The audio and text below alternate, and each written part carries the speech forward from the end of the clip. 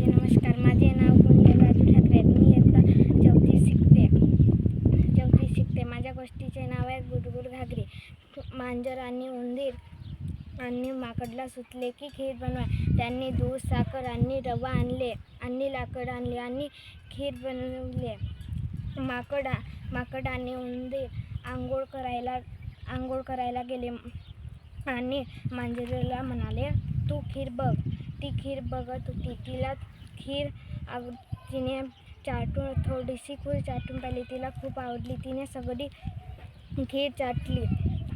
सगळी खीर खाल्ली आणि माकड आणि उंदीर आंघोळ करून आला आणि म्हणाला, याची खीर कोणी खाल्ली?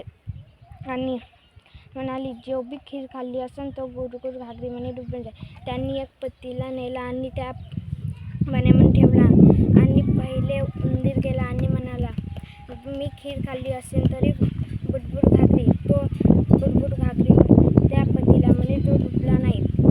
आणि मग माकड गेला आणि मी खीर खाल्ली असेल तर बुडबुड घागरी मध्ये डुबला नाही.